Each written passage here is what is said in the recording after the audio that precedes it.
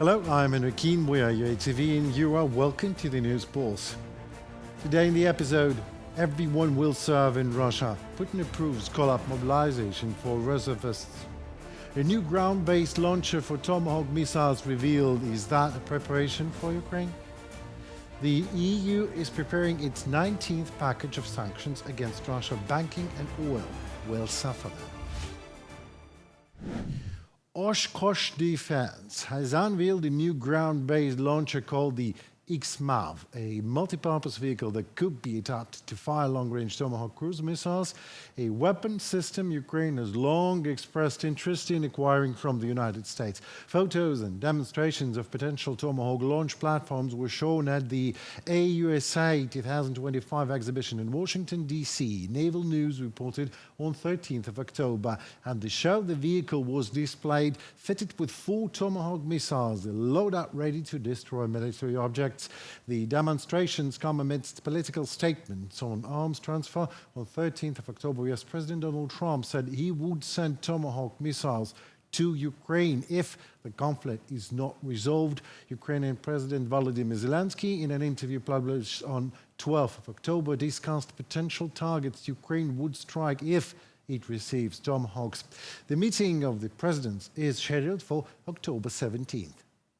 I hope that I will have possibility to come to Washington and have a meeting on Friday with President, and of course I have some more meetings which are also important for me.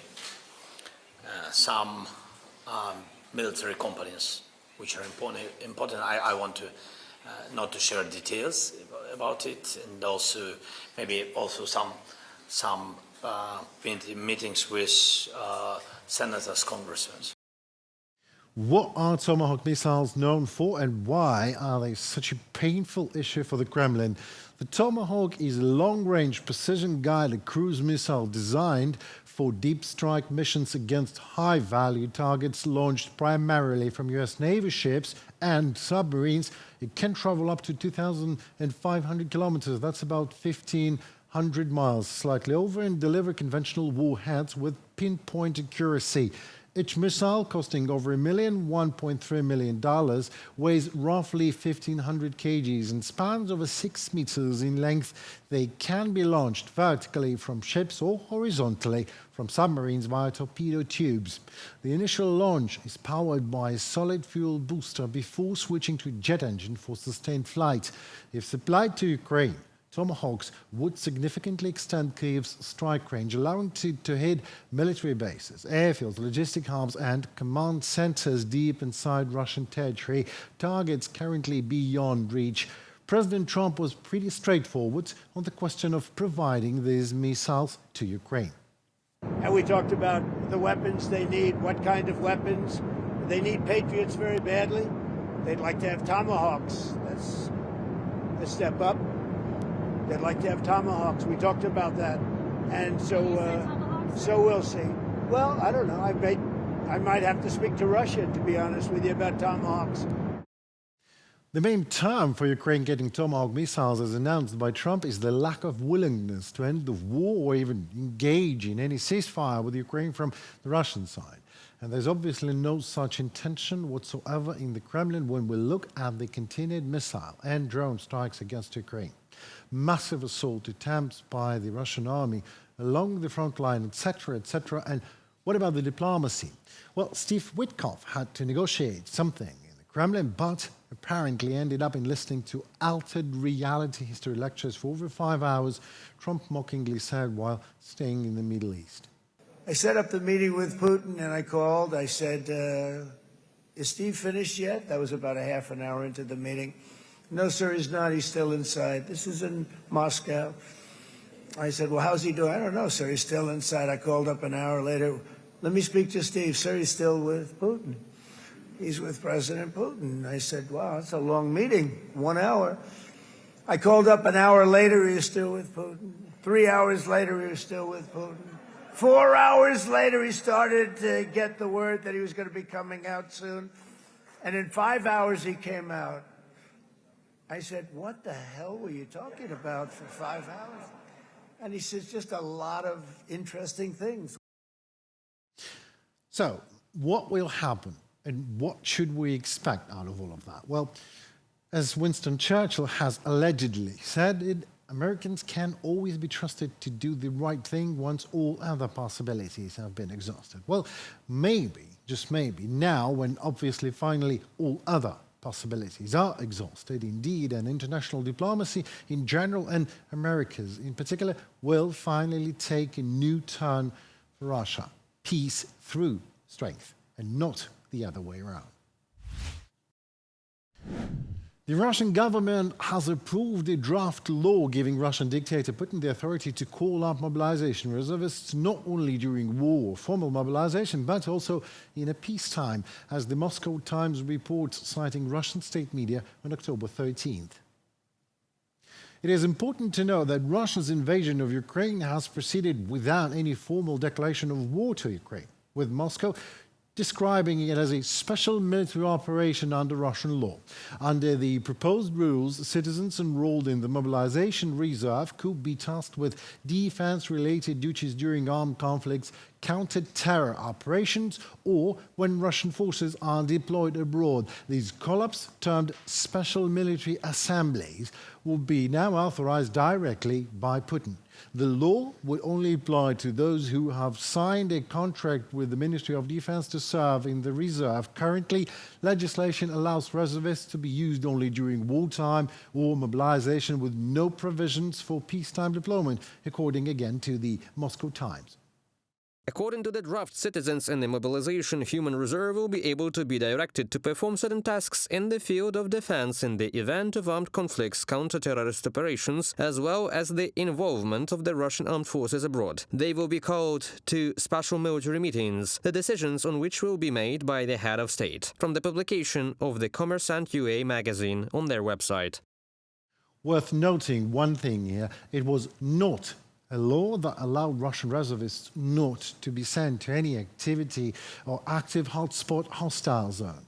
It was a so-called social contract, an agreement between the Russian government and the Russian people that was not signed nor stamped in any official way. Nevertheless, it was the epitome of the collective national vision, maybe the last one left in Russia. It was kind of a mutual understanding of things that said, we, the people, will send our sons to Russian army, but actual warfare is for contractees. Now this mutual understanding is waived one-sidedly by the Russian self-anointed Tsar, and a new agreement is forced upon Russian nation by Putin, and it reads, I am the people, and you are a cannon fodder. Talking to many experts these days, as it is my direct professional duty, I find a few amongst them actually who can clearly say things that are in accord with their own experience. General Ben Hodges is most certainly amongst these few. If Russia had attacked Poland in 2025 the same way it attacked Ukraine, it would have been destroyed by NATO air forces and ground forces. Kaliningrad would have been destroyed within hours. One can be certain. In the first hours, Kaliningrad is gone. All Russian facilities have been destroyed. Any Russian military facilities in Sevastopol have been destroyed too. So direct comparisons are inappropriate here.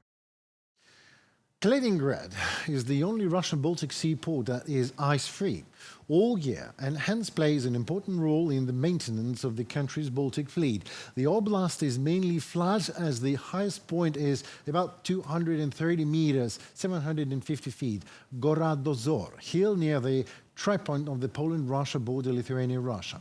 It is estimated that approximately 25,000 Russian soldiers are stationed in the region, which is more than the entire Lithuanian armed forces, by the way, including volunteer self-defense forces.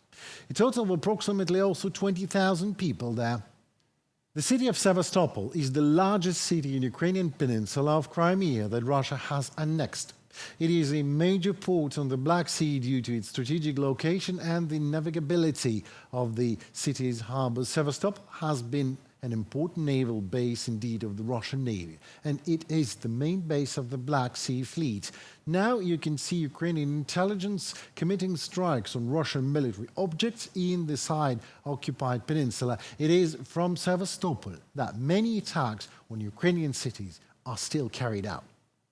So, is NATO ready for war with Russia? Why should it be ready? Well, General Hodges offers an answer to that question that is an only viable option for a country falling into absolute totalitarianism, dictatorship and terror blackmailing behavior such as Russia. And that answer sounds like FAAFO. Fool around and find out.